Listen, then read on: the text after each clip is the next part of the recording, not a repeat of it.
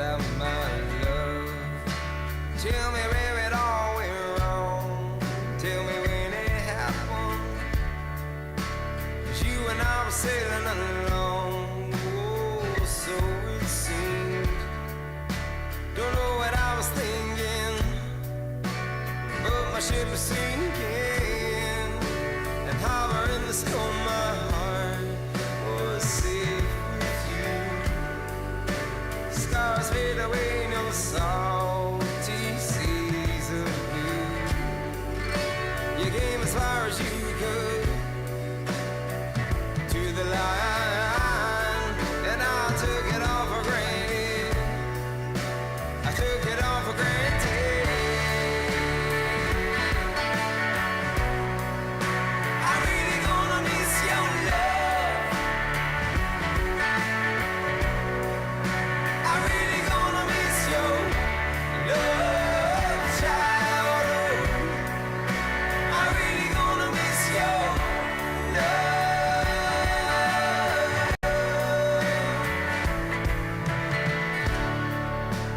Tell me, girl, how you been without me around?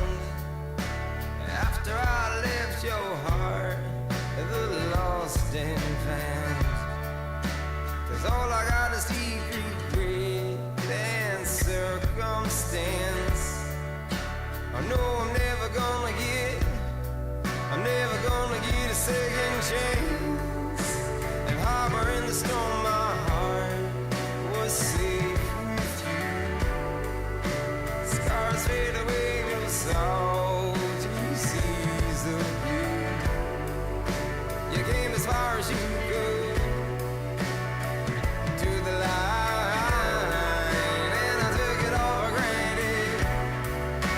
I took it all for granted. I'm really gonna miss your love. I'm really gonna miss your love, child. I'm really gonna miss your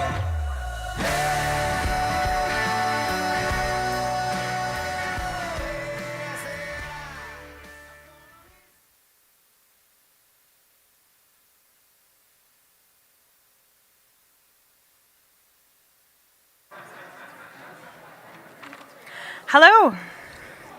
Welcome back. Before we get started, I want to take a minute to remind you all to stick around after this event. We're having, Penumbra's having a book launch in the main floor lobby for Vivian Derek Lazowski's book, Searchlights in People's Hands. Some of the early schedules that we printed have a typo saying it's at 6 p.m., but so I apologize for the confusion. It is at 5 p.m. directly following this event. There are also still tickets available at the Moose Jaw Cultural Center box office for the Brent Butt Show tonight, if you want to bring a friend. That will be our last event at the May Wilson Theatre, and we'll all be over at the Moose Jaw Events Center tomorrow. Today's much anticipated event is generously sponsored by Visit Moose Jaw, so I'd like to give them a huge thank you for their support. Now I'll hand things over to today's host and also Robert J. Sawyer's publisher, Ed Willett. Thank you.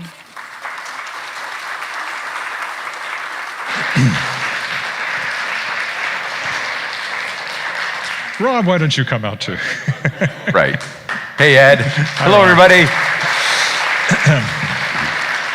Hide the product placement. Yeah. There we are. I was told I have to introduce myself, so I said, okay, and then after about 45 minutes, we'll let Rob talk a little bit. But, my name is Ed Willett. I am an author myself. I've known Robert J. Sawyer now for, we figure, about 30 years. I think we met in Calgary at a convention there. And over the years, I was his writing student twice at the Banff Center, and we've known each other and seen each other at conventions and all that sort of thing. And then, rather unexpectedly, I became a publisher in 2018. I had a couple of things I wanted to self-publish, and a publisher in Regina said, no, you should start a publishing company, and I haven't thanked her properly for that yet. So I'm now a publisher. Shadowpaw Press is the name of the publishing company, and I was honored when Robert J. Sawyer, Hugo and Nebula Award winner, offered me print rights to his latest novel, The Downloaded, which is what we are going to talk about today, but we'll be talking about a lot of other stuff too. So Robert, Ed.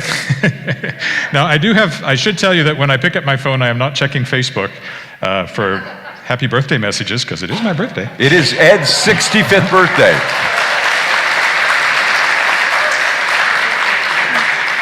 Yes, and notice how I just eased that out there so that everybody knows.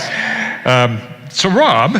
Yes, young man that I am compared Yes. to you. Yeah, I know, you are so much younger than I am. Although, you know. Let's start at the very beginning, a very good place to start. Yes. How did you come to science fiction? What was the gateway that led you to your interest in science fiction, and more specifically, writing science fiction? So since we're coming clean about our ages, I was born in 1960. 1968, I was 8 years old, and the movie 2001, A Space Odyssey, debuted in theaters.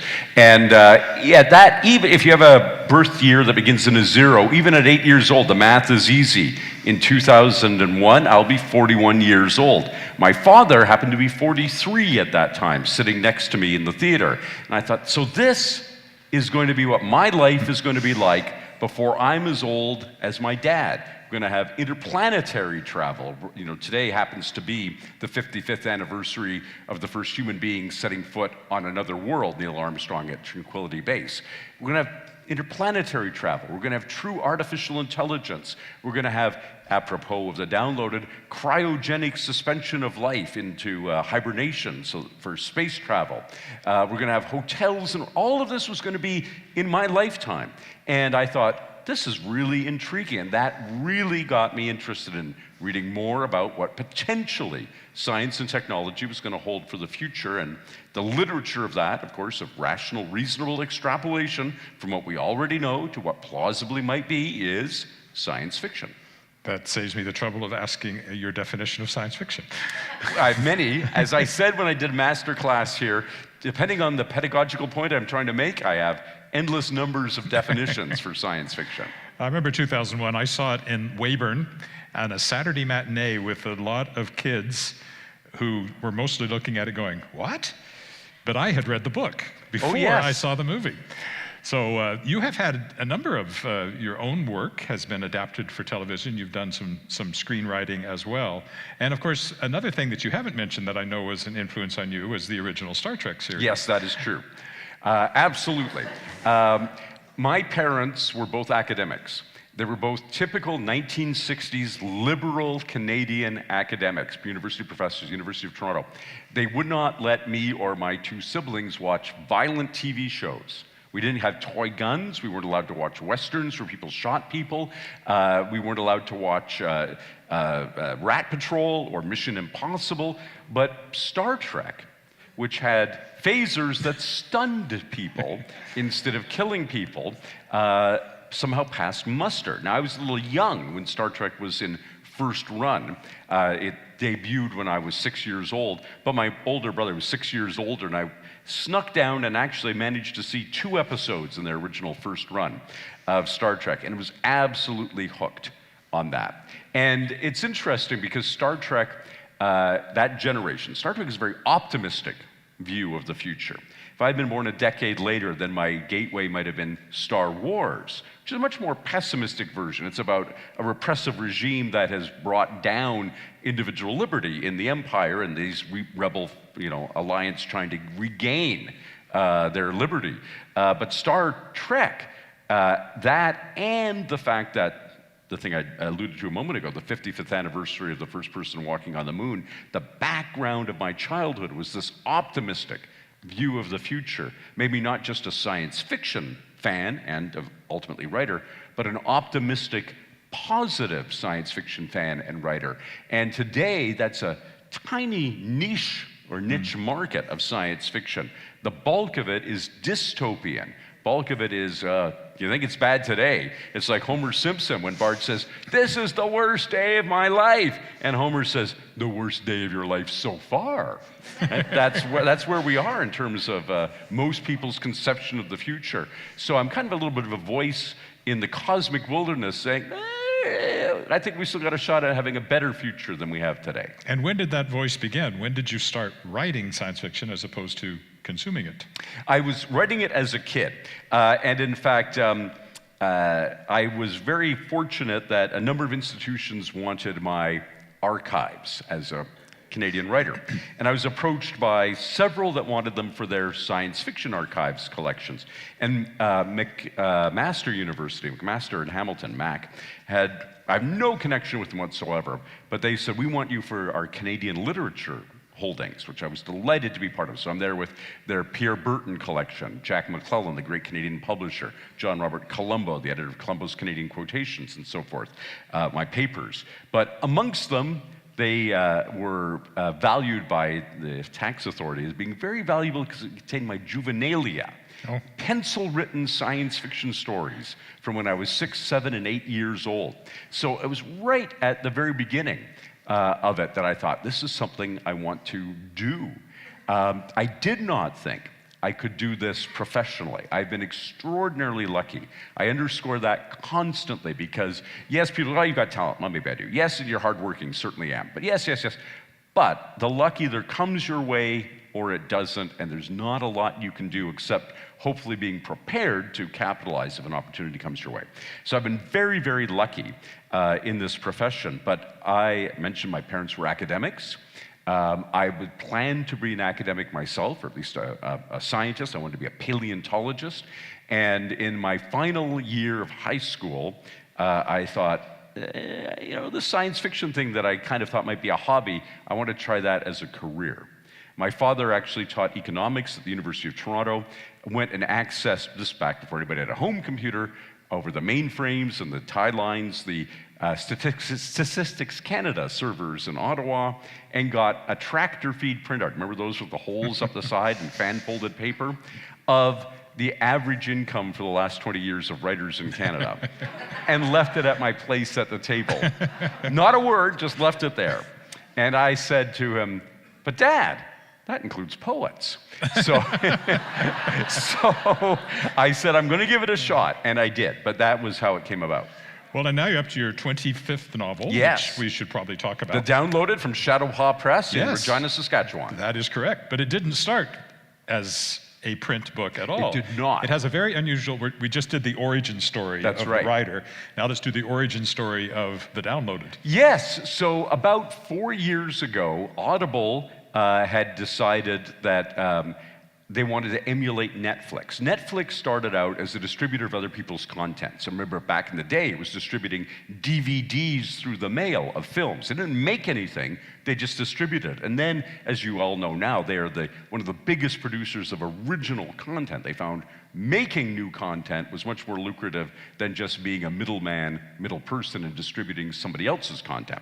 So they decided, and particularly for Canada, they wanted to have Audible Canada, which they were trying to launch. And I will say this, when Amazon came into Canada, Amazon is Audible's parent company. When Amazon started Amazon.ca, Jeff Bezos, who is the CEO of Amazon, was interviewed by Brian Bethune, who was the books editor from Acclaimed. And he said, what business do you have coming into a Canadian cultural sector? I bet you don't even read any Canadian authors. And Jeff Bezos says, that's not true. I read Robert J. Sawyer. So I've always had a fondness for Amazon, despite their rapacious ways in the book-selling business. So they decided, their division Audible, that they should be producing original content. And as they were trying to build their brand in Canada, they approached me and my friend Andrew Piper and several other writers of both fiction and nonfiction to create original content for them. And I said, I don't want to give you something that I'm a novelist. I mean, it's fine that you want to do an audio. We can do a deal where you can have my next novel for 6 months in advance of anybody else having it in print. And they said, all right. And we went back and forth, and ultimately it became a very financially attractive deal for me to do it with them. They hired Gregory J. Sinclair, who used to be the head of radio drama at the CBC, to produce and direct the production. And I mentioned Gregory's name with great fondness. He passed away in April of this year. So the Audible production of my book, The Download, is the last thing this great long storied career at the CBC gentleman had worked on. And Audible asked us, who do we want to narrate? you know, that it's done as a series of first-person narrations. And we said, well, we want all Canadians, because we're Canadian, and how about Brendan Fraser? And they said, okay. And then Brendan went and had the extreme bad taste to win the Academy Award for Best Lead Actor for The Whale. And so Greg and I said to Audible, here's our B list of second choices. And they said, what do you mean? I said, well, you can't afford Brendan Fraser now. And they said, you know who owns us? Yeah, Audible, Amazon. Says, we could afford the Pope if you want him.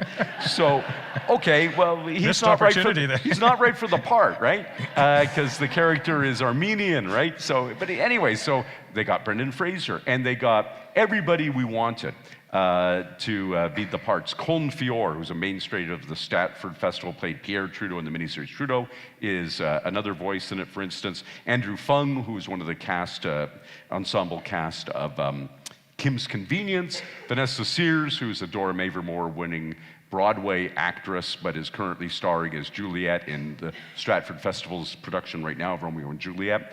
Wonderful cast. Thing was terrific, but I owned the print rights, I own the film rights, I own the TV rights, I own the audio, not the audiobook rights, the ebook rights. And I wanted to keep the ebook rights because more Homer Simpson or more Simpsons reference, as Krusty the Clown says, he said it about t-shirts, he goes, t-shirts? That's the sweetest plum. But in fact, in publishing ebooks, that's the sweetest plum. You make the most money for the least amount of effort with selling ebooks. But so I wouldn't give anybody the ebook rights. My Big Five traditional publisher, Penguin Random House most recently, always insists these days on print and audiobook rights. Well, I'd already sold them to a lot of money to Audible. But you came along, and we were having a conversation in Winnipeg at the North American Science Fiction Convention, which happened to be in Winnipeg last year. This very weekend, it's in Buffalo, New York. And my love for Moose Jaw is so profound that I blew off Buffalo, New York, and the actual annual convention of my industry being held right now to be here with you fine people. And we had a conversation just about a year ago. And you said, I got these rights. I want it, you know, and we came to a deal. And you did a spectacular job. And Alicia Soulé, who was in the audience here, right there, did the spectacular cover. And she's just quit her own day job and now has a job to do, because you hired her to do more covers. Other authors have been hiring her to do covers. She's now available and building her clientele, so hit me or her up for a business card to help her build her business in doing book covers after our talk here. But that's not counting the downloaded. She's now done three for covers you. for Yeah, Shadowpaw absolutely. Press, so. Yeah, she's doing terrific work. Well, so that's how it happened. Okay, well, going to the book itself, perhaps this would be a place for those who have not read it to give some sort of description of it. So this is going to sound oblique. This is my COVID-19 book. Not only did I write it during COVID-19, but I always say that science fiction is never about the year it's putatively set in, and that includes 2001: A Space Odyssey, but it's actually about the year in which it was written. So 1968 is what 2001 is really about. It's really about the paranoid fear of the communists and the Soviets getting the upper hand on the Americans. Everything in the plot is driven on it being desperately important that the Russians not find out that the Americans have learned that 4 million years ago there was extraterrestrial visitation in our solar system. And so it was about 1968's paranoia, 2001. COVID-19, I came to realize that, and this is another thing we do when we're writing science fiction, we take something that's usually treated as metaphoric and say, well, what if that was literally true? And we make it into a book. Well, metaphorically, we had started uploading our existence with COVID-19. We didn't go into the office, we telecommuted. We didn't go out to restaurants, we had food brought to us by delivery services. We didn't see our friends face to face if we had any interaction at all. It was mediated through social media or Messenger or something like that. And I said, well, so we all uploaded, we're going to have to download again. But the experience of having lived these lives where we weren't interacting with real flesh and blood human beings for so long will have fundamentally changed us. And when we download, it's going to be a hard sell to get back into the real world.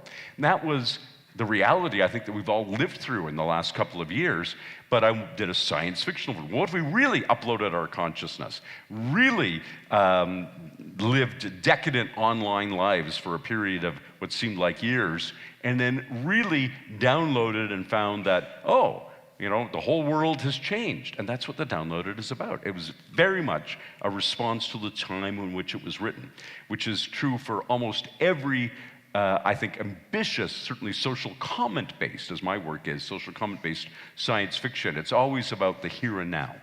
You keep answering questions that I haven't asked yet, which is fine. But one of my questions was, is science fiction really about the future? Yes, and it's not. My friend Judith Merrill, who was a very significant science fiction editor, she edited in all of the 1950s, the early part of the 60s, the annual American Year's Best Science Fiction by American Publishing, Story Small as the World, Year's Best Science Fiction. She shaped the taste of the genre for a significant amount of time. And she said, predicting the future is a mug's game.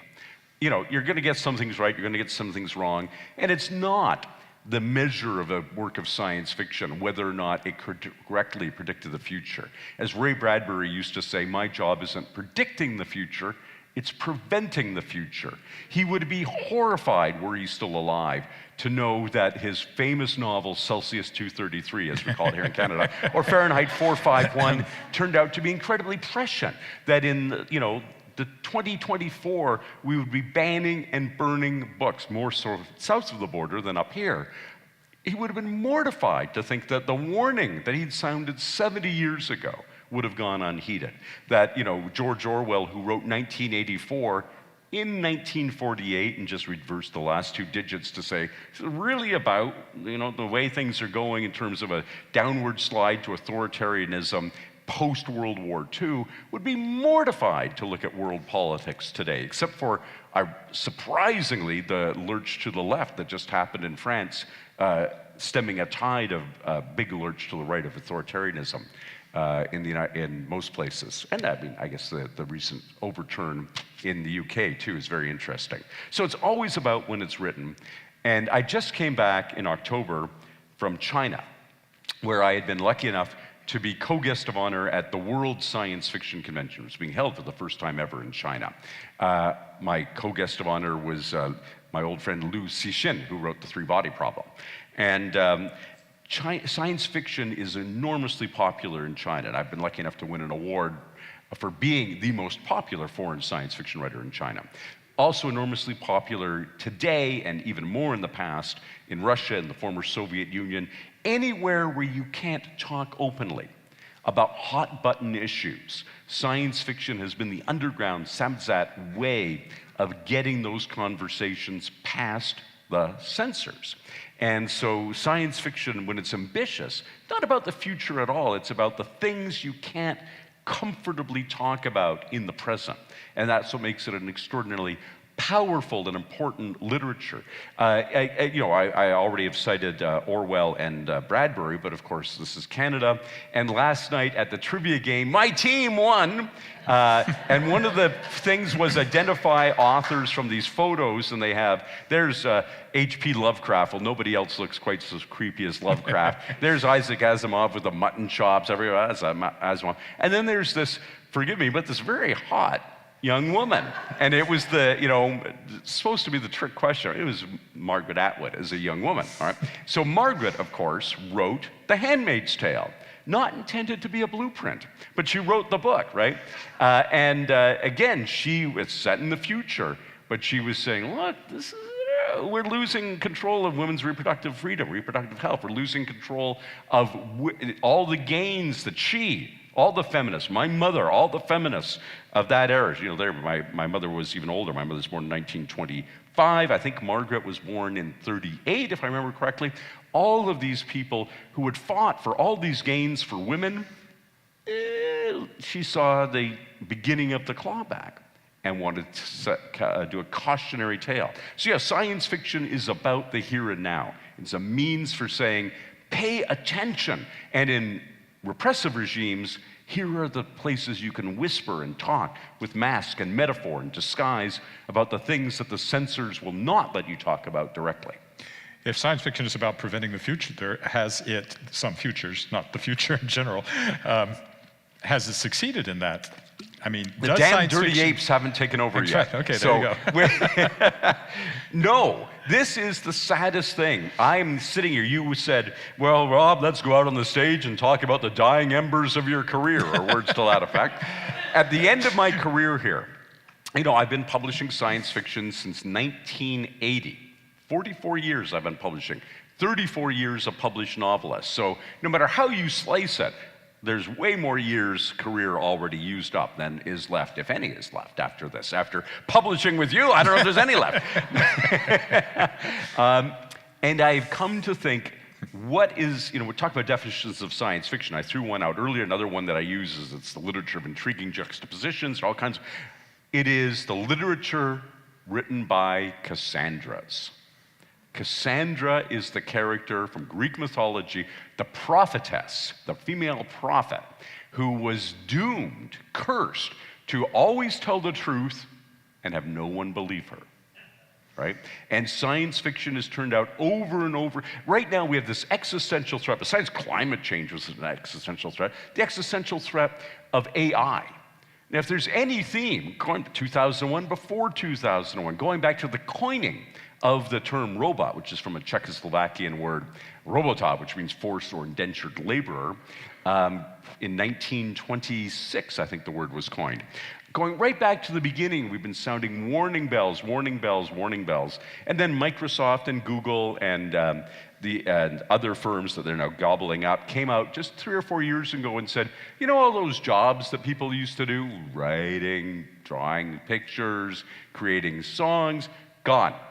Now it's ChatGPT, it's generative AI. We'll just wipe all that out without anybody having, and then the whole world said, whoa, who saw this coming? H.G. Wells saw this coming.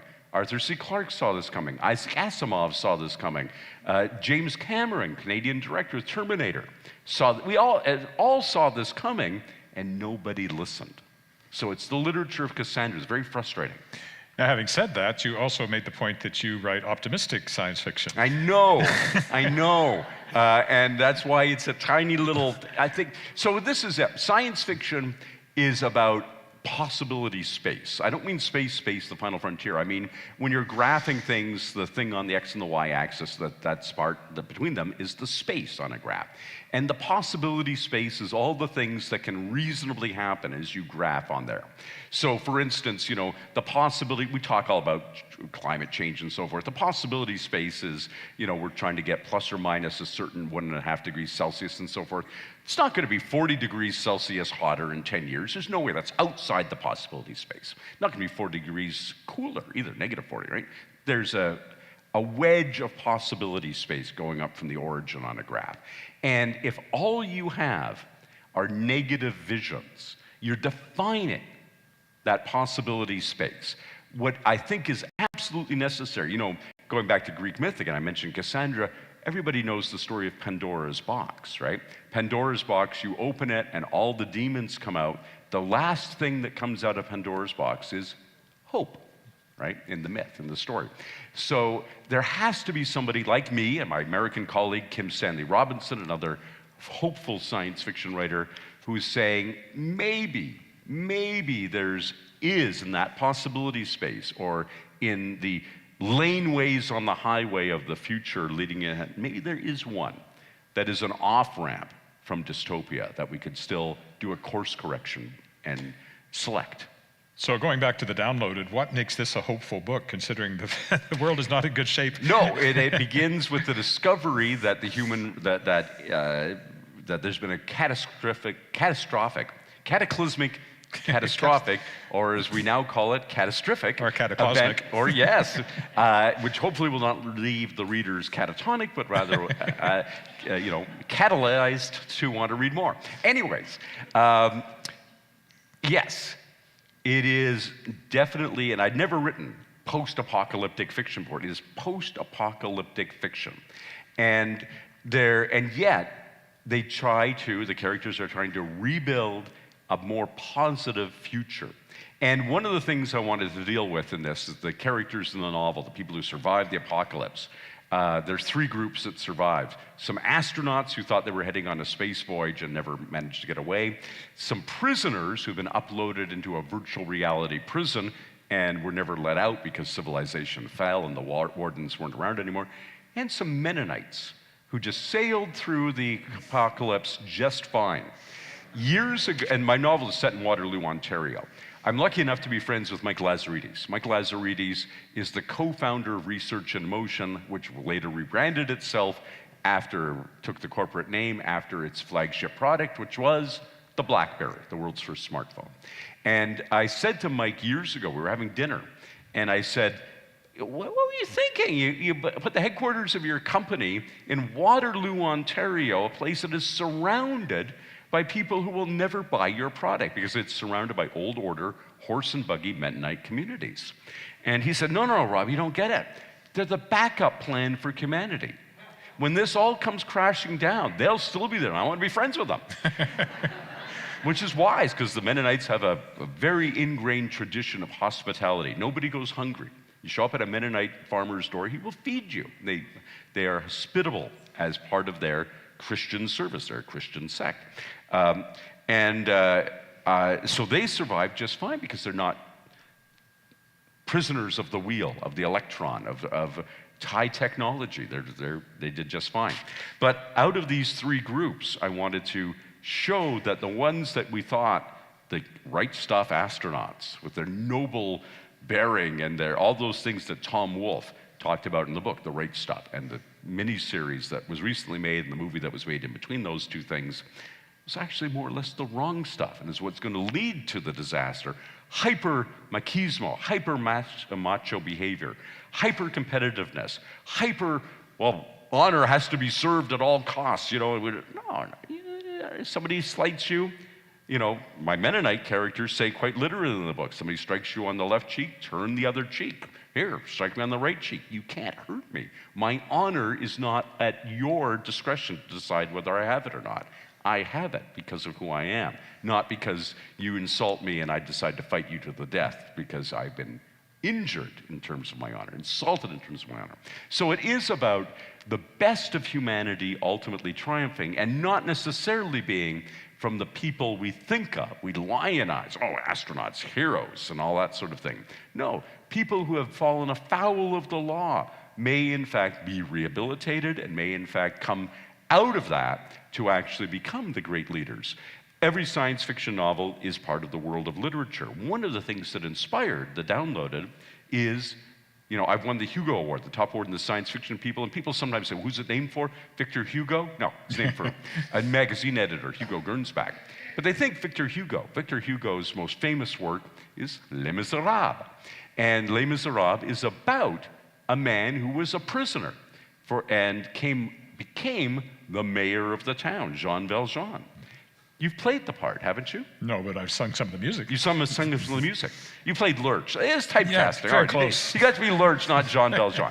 But that character, right? Now, he did something wrong. He was hounded for it. He did it probably for the right reasons. He turns around his life because others had recognized the worth in him and said, you are not the bishop, being the character in Les Miserables, you are not that garbage that the penal system says you are. You are a person, and he goes on to be rehabilitated, become the mayor of the town. Well, my prisoner character, played by Brendan Fraser, the character's name is Roscoe Cadulian, it's the exact same thing. When somebody asks him what his name is, he says 24601, which was Jean Valjean's prisoner number. Okay, I wasn't expecting to get a Broadway reference, but that's good. We're in a theater. I can sing, but not as well as him. Oh, yes, no, please. So the Downloaded came out as an audiobook. You mentioned Brendan Fraser several times. What was the difference as a writer between writing for audio, writing for print? Is there a difference between the 2 versions?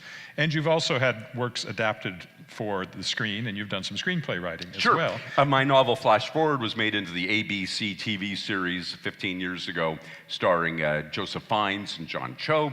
And you started as a 2001, Star Trek. Oh, yeah. What are the differences between that kind of science fiction, which I think is what most people actually think Right. of as science fiction, Right. and the literary side, and how the two play off of each other? Yeah, a lot of the things that I liked in visual science fiction was not the visual spectacle. Star Wars is all about the visual spectacle. It was dogfights in space, blah, blah, blah. I liked the philosophical content of Star Trek and 2001 and the original Planet of the Apes and so forth. And to me, that's what science fiction does best. I don't even think it should be called science fiction or sci-fi. I think it's philosophical fiction. Fi-fi. And, Or Fifi. Or Fifi, no. Fi-fi. I think when people think of science fiction, think it's all special effects. Well, I can't do special effects as well as Industrial Light and Magic can. I can't describe in words, or maybe I can, but I'm then having to trust you to be able to imagine in your theater of the mind something as vivid as what I want you to envision. No, we now cede that entire territory to the special effects houses in Hollywood, or Toronto, or wherever Vancouver, wherever it would be, so that science fiction is free to write about ideas and philosophical stuff.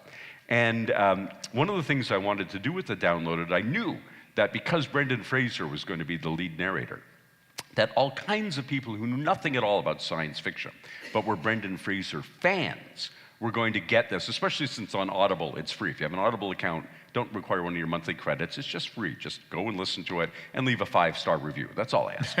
And then buy the print book. And then buy the print book because it's so, you want to savor the dialogue. But when I wrote it, I said to Audible, I'm not going to write this any differently. They're going to be vivid. I like to think I do memorable, interesting dialogue, that every character has a distinct voice. That's common coin for you do it yourself when you're writing your novels, right? Every character has a different diction. Every character has a different vocabulary. Every character may have a different accent and so forth in what you write. And all of that was there on the page in the Downloaded. And the actors, under Greg's most expert direction, found those individual voices that were there.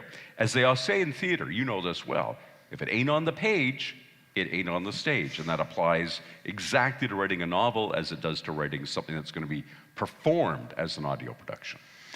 So if you're writing, though, for, say, a screenplay, what are the things that you can do and can't do between the two forms, between fiction and between writing a screenplay? The huge difference is inner life.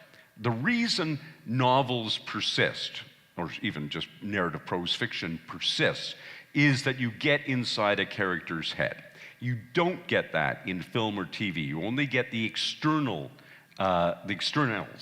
And a good actor will try to convey what they're thinking. But as I saw an interview just recently with Martin Landau. Now, Martin Landau is dead, but won Academy Award for playing Bela Lugosi and Ed Wood, and was one of the stars of Mission Impossible. He said, no actor cries. It's not any actor who cries on screen. That's a terrible actor. The actor who is fighting not to cry, who is trying to hide what they're actually thinking, because you see, he's about to burst into tears, is way more powerful. He's hiding it. Way more powerful a dramatic thing to see than the act. The world is falling apart. Right? That is not subtle. What we do is you would have the character who is looking at you and thinking, that royalty statement was a little bit short. Will it last? It isn't. He pays nothing. So it makes no difference. I'm just kidding. It was a good deal. It was a good deal. No, but you get what I'm thinking and also what I'm saying, and I get what you're showing in the book, right? You don't get that inner stuff, and that is so powerful. That's why people still do this. And they tried in Greek tragedy. I'm a huge fan of Greek tragedy, the classic Greek playwrights. They would have the chorus, right, would be down here, so that Oedipus would be arguing with, any other character, Jocasta in Oedipus Rex. They're talking back and forth, and the chorus would be saying, Oedipus hasn't mentioned the fact that he thinks he's starting to recognize that you look an awful lot like his mom, right? They would put the asides in. We don't do that in film or television, when they have the voiceover, the first cut of Blade Runner, where Harrison Ford says, "Here's what I'm thinking," and boy, it's really banal, and this film would be way better if they weren't forcing me contractually to read these voiceover bits, right? So, anyways. So I wanted to ask you a couple of I hope they're interesting questions. One is you've created 25 books, 25, and you talk about them being optimistic. Is there one of your futures, because they're mostly set, at least in the near future. Near future, not far, near. That you would choose to live in rather than the real world, or do you like the real world for all of its problems? I do. I was asked a while ago, like not that long ago, what if you knew you were going to die tomorrow? What would you say? And I said, I would say that I had lived in the best place in all the world, at the best time in all of history. And already, now I'm 64, I was asked when I was 63, already longer than 95% of all the human beings who had ever existed before me. I hit the jackpot, and I honestly believe that. And so no, this is the world I want to live in, this one. Would you take the opportunity of uploading your consciousness into a computer? I would not. And I have a very good friend who's a science fiction writer, another, what I call a hard science fiction, what we call it in the genre, meaning that the science is rigorous and plausible, named Gregory Benford. And he has paid a company to freeze his body when he finally dies. And in hopes that at some point, whatever killed him, whether it's an aneurysm, whether it's heart disease, well, who knows, there'll be a cure for it.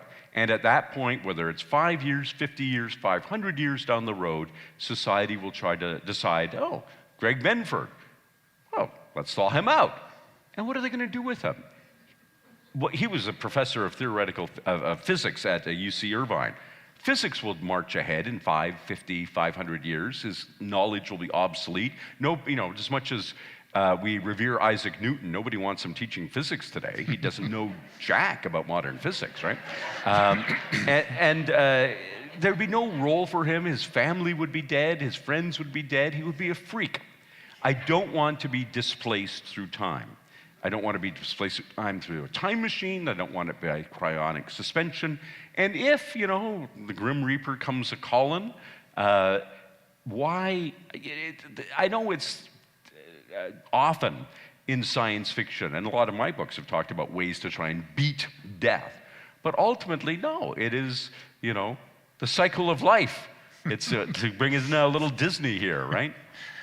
And okay, who owned ABC, which made Flash Forward? So my corporate masters, Amazon and Disney, are right here, puppet mastering me.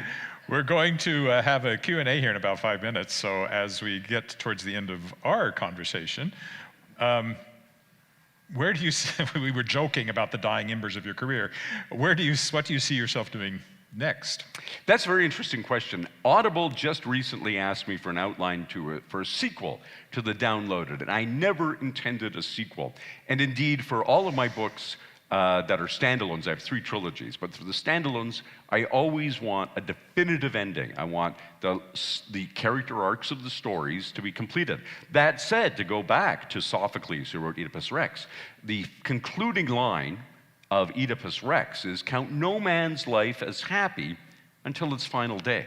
There's always something that can be a reversal of fortune. They call it peripeteia in Greek drama, reversal of fortune, and a new story to be told about a character until the character is finally gone. And so I may indeed be writing the sequel to The Downloaded, if they agree to financial terms and so forth, and then we might be knocking on your door again for the print rights. If they don't, if we don't come to terms on this particular project, then I have another novel that I want to write, which is, again, despite the fact that I'm existentially afraid of what's happening with artificial intelligence right now, I have a novel that I've been working on about a win-win scenario for AI and Homo sapiens, which I dearly want to be part of that possibility space. Yeah. And there was one last thing I wanted to ask you. You're here at the Moose Jaw Festival of Words, as you have been before. You've been doing a lot of literary... It's my 3rd time at this lovely festival, and I'm grateful to it. A lot of literary festivals to support The Downloaded. Do you feel that the literary community in Canada is more open to science fiction than they perhaps once were? 100%. I would not be at any, I have 1 or 2 times I've been invited to US literary festivals. But in general, no. I mentioned my archives are at McMaster. They wanted me for their Canadian literature holdings, whereas University of California, Riverside, University of Florida, University of Miami, and University of Southern Florida, Miami wanted them for their SF holdings. In the United States, if you're a genre writer, science fiction, fantasy, thriller, mystery, Western romance, you are set aside from the literati. And one of the wonderful things about this community in Canada, we're so small that we can't be subdivided. So I'm a Canadian writer. You're a Canadian writer. Peter Robinson, my great friend, who was the late Canadian mystery writer, right? We're welcome at these festivals. We're part of Canadian culture. And the fact that we write things that in the States are, they have so many books, they have to subdivide them endlessly. We're all can-lit. Now, I did famously say in one of my novels where a horny young couple wanted to make out in a bookstore, the guy said, let's go to the can-lit section because nobody will interrupt us. That said, it is still a wonderful thing to be part of a community of literature that doesn't gatekeep who gets to be part of it. And on that note, let's talk to some of these wonderful people. Yes, absolutely, absolutely. Thank you, and thank you. Thank you. Yes, I see microphones out there, so I can't really see the audience. No, we can't see, so somebody So up you'll there, have to- you who've got, you just do it for us. We can't see. Hello. I wanted to return to that existential threat of AI you were bringing up earlier. And because it seems to me that at some point in the last few years, we transitioned from sort of having this optimistic vision of one day robots will replace all the humans in the menial and unpleasant jobs so that we can all be artists and writers. And now suddenly we're kind of staring down a future where robots are taking all the artist and writer jobs so that the rest of us can work all the menial, unpleasant work. And is there a shift in the culture that you could sort of like follow to get us to this point, or did it just sort of happen all of a sudden? This happened all of a sudden. It should not have happened. We require, for instance, if you buy any product, it will say made in Canada, made in USA, made in Japan, made in Korea, wherever it's made. We did that. We just made regulations across the globe that says you have to identify where your product is made. We could have easily said, the EU and the United States in particular, the big 800-pound gorillas in world commerce could have said, you have to say no AI, or AI, right? We labeled no peanuts, peanut, or that it's in a factory that has nuts. We could have had all sorts of legislation in place because us science fiction writers had been telling you that it's coming fast, it's coming soon, it's going to be here now, it's going to be here any day now. And instead we just blithely sailed along and had nothing, no legislation in place. And so when private sector companies said, guess what? Here go all those jobs, we're just unleashing this. There wasn't any regulatory mechanisms that you can't actually do that. And we have now, of course, we have all kinds of big issues in the forthcoming American election, in the little later after that, probably forthcoming Canadian election, in the elections they just had in the UK, the election just before that in France. Nobody raised AI as an election issue. Nobody said, well, what about jobs for my kid? I've got a 4-year-old kid. I don't, but the 4-year-old kid, what is that kid going to do for a living? I don't know. There's going to be nothing left for him to do. Well, why aren't we putting the brakes on this? I don't know. We would rather talk about whether or not, the character could, the character of the candidate rather than the policy of the party. So I am enormously concerned about this. And yes, there was this huge shift. Now, is there a spark of hope? Ed mentioned that I'm a professional scriptwriter besides being a novelist. I'm a member of both the Writers Guild of America and the Writers Guild of Canada, the two script writing unions. So my American union, the WGA, we went on strike a couple of years ago. You'll remember that. And we went on strike in large measure for 2 AI-related issues.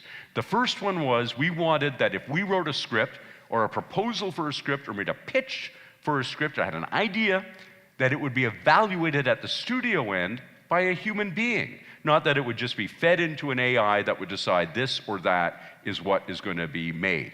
And the second level, we wanted the studios to have to hire us, real flesh and blood human beings, to write the scripts and not say, okay, we want the umpteenth Marvel Cinematic Universe thing. Just say, okay, this one will be about Spider-Man, and give it 3 or 4 prompts, and there's the script, and suddenly that whole scriptwriter profession is gone.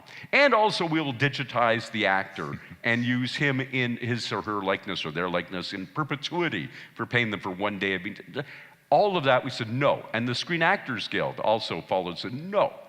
And what happened? The audience stuck with us. Instead of the audience saying, I don't care, I want the next season of CSI, whatever city you want to name, or Grey's Anatomy, or the next sitcom episode, I want it right now, the audience stuck with us and said, yeah, we're supporting the writers, and they supported the actors in their strike too. So at the first blush, the public said, we understand, we want the arts, which are the pinnacle of human achievement, to be human generated, be a human activity. How long that will last, I don't know, but it is up not to the artists, it is up to every one of the people out there who consumes the art to say it matters to me that a human being made this rather than a soulless algorithm for a for-profit corporation made this instead. It's up to us, but we're at that inflection point. And you saw it, you identified it in your question. Yeah, it just recently, we just flipped over and said, oh, you mean they're not going to be the street sweepers, they're not going to be the ones who go into contaminated waste sites, they're not going to be the ones who pick up the poop after the dogs, they're going to be the ones who write poetry and write songs and write plays and write novels. They're going to be the one, oh, that's the switch? Oh, okay. We either say, oh, okay, I'll go and pick up the dog poop for a living instead. Or we say, no, here as Captain Picard, the line must be drawn here, no further. That was a reasonable impersonation.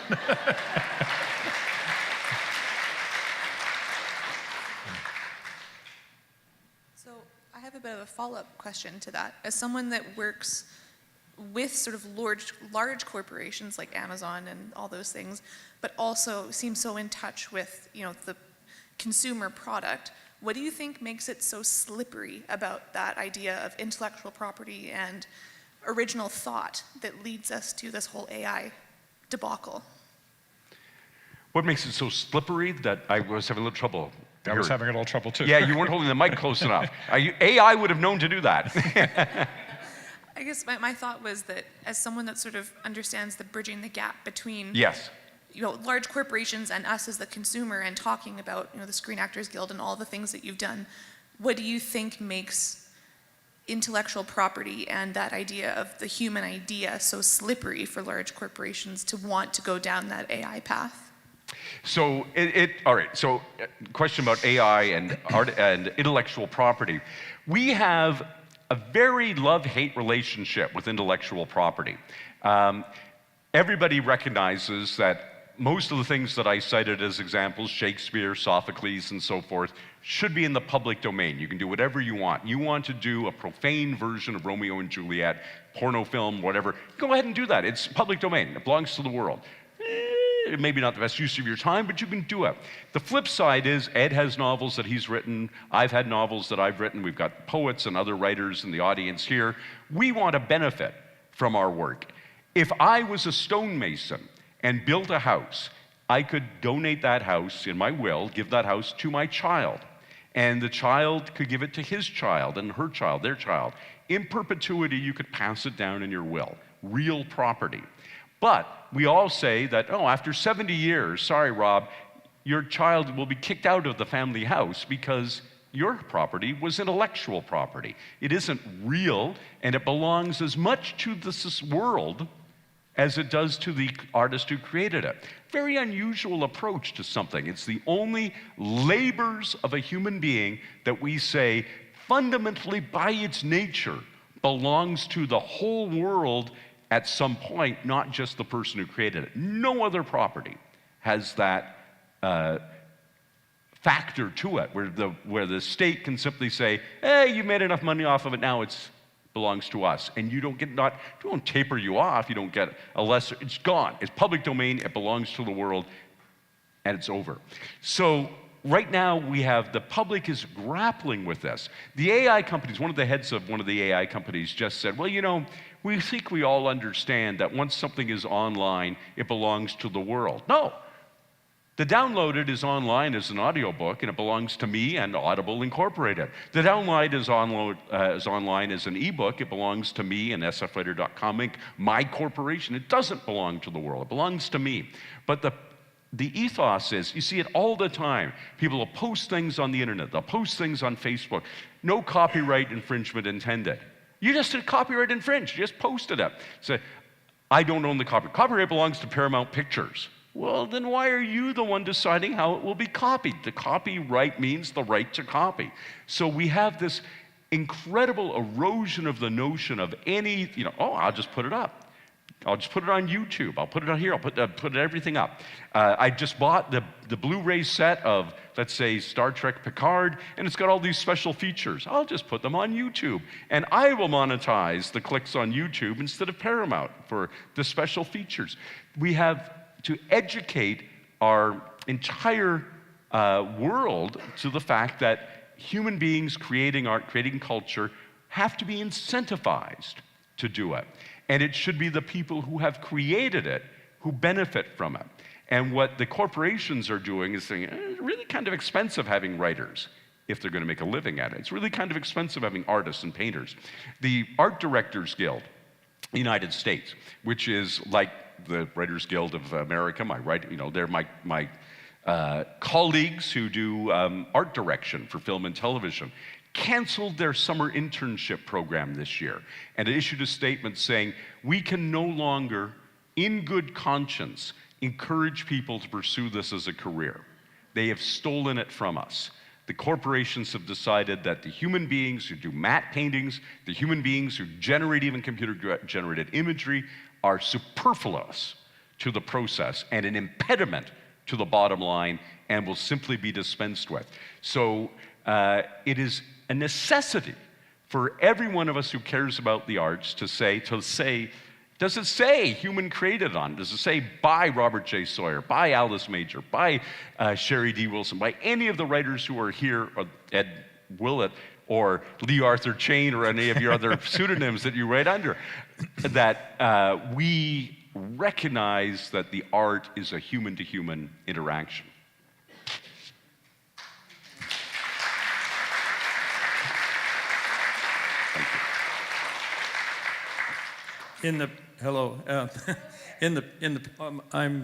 Someone else is ahead of me here. Just go ahead and ask the question. We can't see you regardless. Okay. You could be dancing naked. We still wouldn't say, oh, that's the naked guy. Okay. I remember what scared me a lot when I was a kid was Neville Shutes on the beach. Talk about post-apocalyptic. Post-nuclear apocalypse, yes. Yes. And that was the trend through all those years, the Cold War and whatnot. But what about climate change now? Because that looks like a slow-moving apocalypse headed our way. And does that have effect on science fiction writing today? Yes, absolutely. I was just on the Turner Classic Movies Forum, TCM, and they asked, what are the five best pre-Star Wars science fiction films? And I named one. It's called Quatermass and the Pit. And it was 1967, brilliant film. And it's based on a 1958 BBC television serial of the same name, Quatermass and the Pit. In both versions, two scientists are talking. So let's take the 58 version. And one of them says, say, Roni, that's the name of the other scientist, what would happen if we were to discover, say, I don't know, that our species was doomed, say, by climate change? And the other one says, nothing. We just go on squabbling as usual. 1958, science fiction was sounding this warning. And you're absolutely right that climate change is not something you see, the temperature has just dropped or risen 10 degrees in one day, and that's a permanent shift. It doesn't happen that way. You're right. It's a subtle change.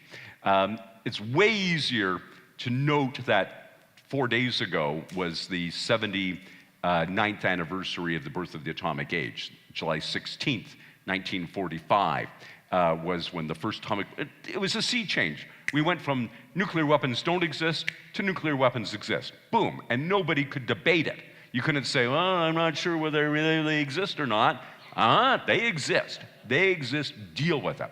So science fiction is easier, has an easier time dealing, as does the general human consciousness, with things that are sea changes that happen immediately, rather than things that are gradual, right? And so we didn't do as good a job of warning, and we tried to warn about overpopulation or other things as well, that are things that just don't happen overnight. Neville Shute wrote powerfully about it. Dr. Strangelove, which is another one of my top 5 science fiction films, of course, was about the fear of nuclear annihilation. There were certainly people sounding those warning bells even before the nuclear bomb was made, that this was going to, H.G. Wells, the term atomic bomb is a term from H.G. Wells. He coined the term. He also coined the term time machine. We haven't made the time machine yet, we made the atomic bomb. So these are harder for science fiction to get the cautionary tale out, because you can quite literally say in your lifetime, I think it was colder in winter than it is today. Now I'm an older person, but there was that hot winter 3 years ago, and I'm not 100% sure. You can't see it in the span of a human lifetime as easily as you can see, Hiroshima, there was a city there yesterday, and there isn't today. I think we are getting very close here. Is there one short final question? Over here.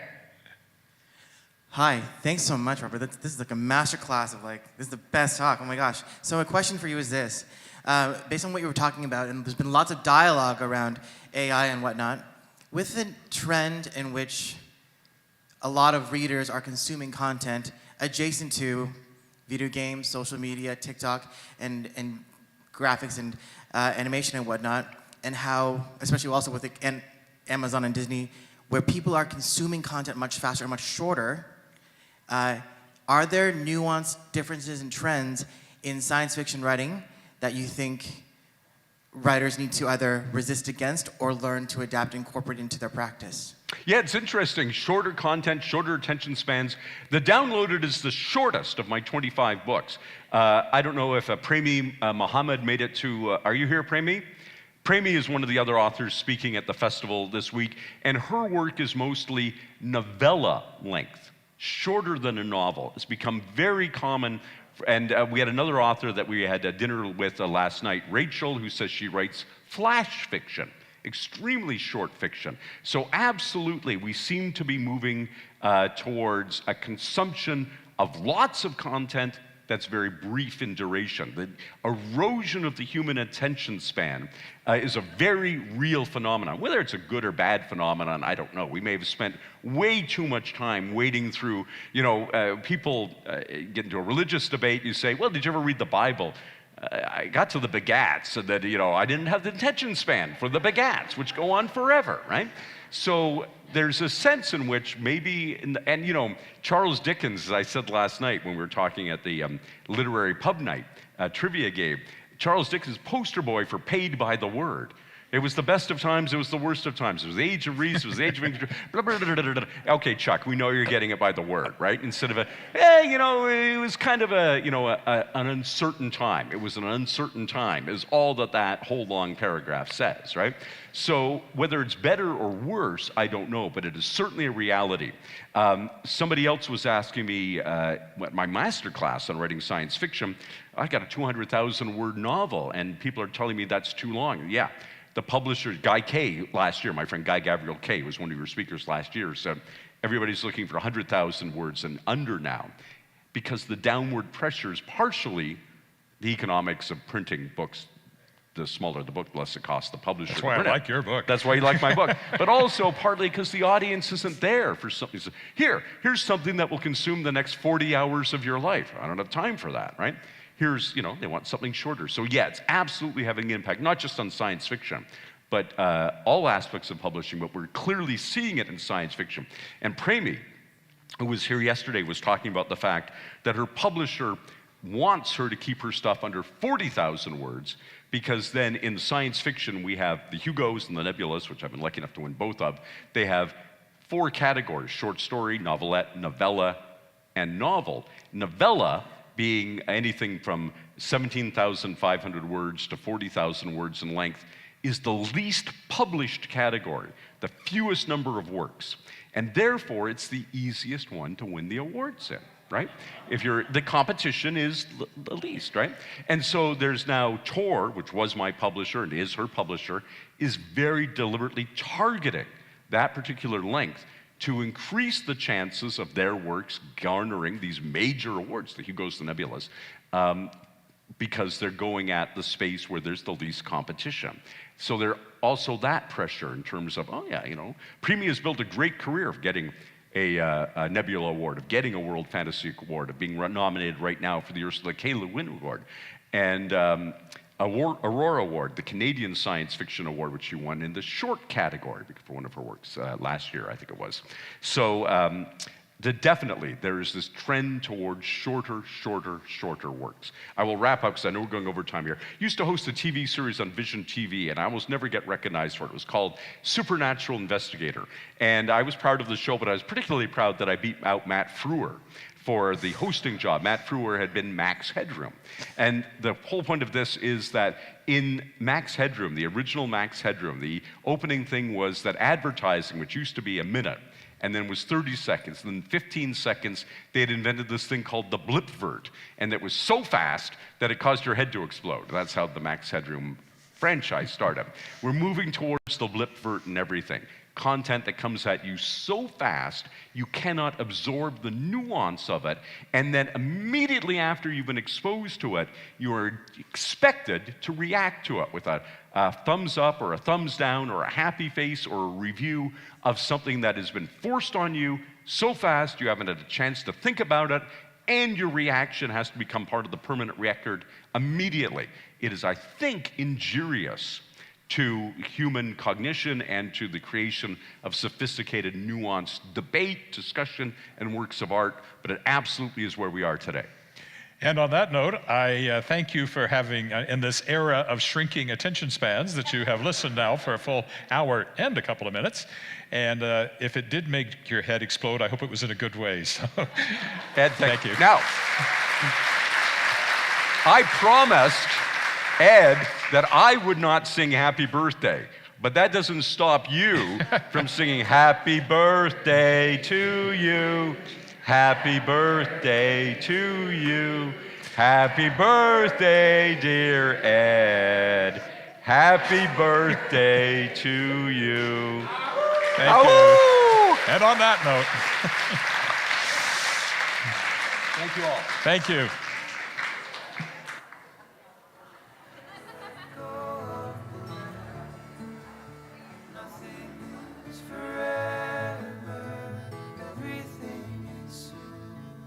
And my father as he stands, a perfect cartoon man. Heavy sighed and open-eyed, I heard him speak. Hold your head up high.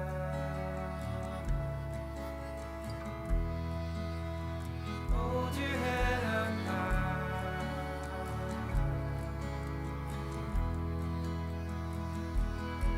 Rise it up, it's fine to rain. The time will come again.